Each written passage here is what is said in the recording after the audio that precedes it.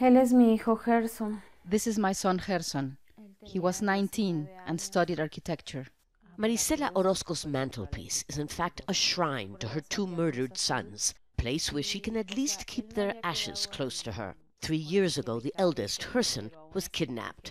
Tenía escasos 15 años cuando... A few hours later, 15-year-old Alan, a football player, was murdered along with his brother-in-law in Veracruz, where they used to live.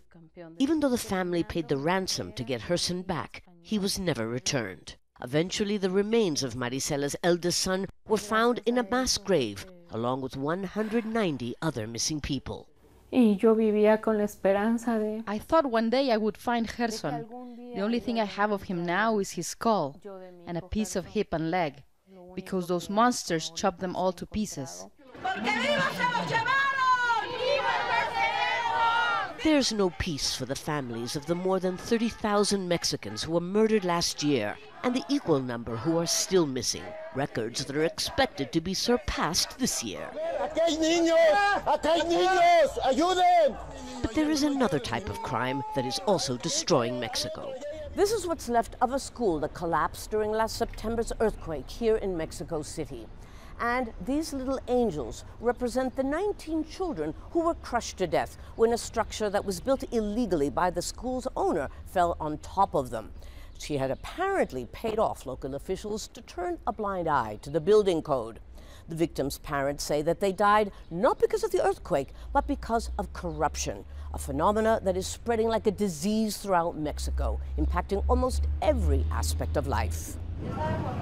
Which is why confronting crime, violence, and the widespread corruption that makes those things possible are the main issues for tens of millions of Mexicans as they choose a new president. One has to pay the criminals so that they let you work in peace. Sometimes it's the police that demands bribes. Corruption is everywhere.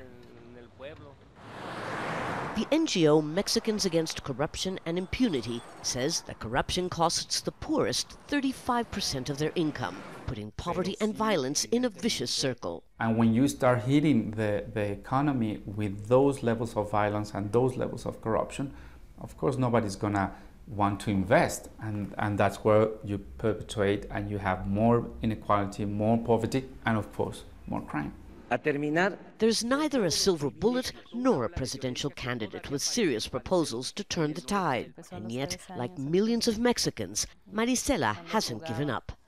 Pero digo, ahorita que viene el cambio de gobierno. Now there will be a new government, which has the power to do more. We hope this time things will change. After losing so much, hope, she reminds us, is the last thing you can lose. Lucia, Newman, Al Jazeera, Mexico City.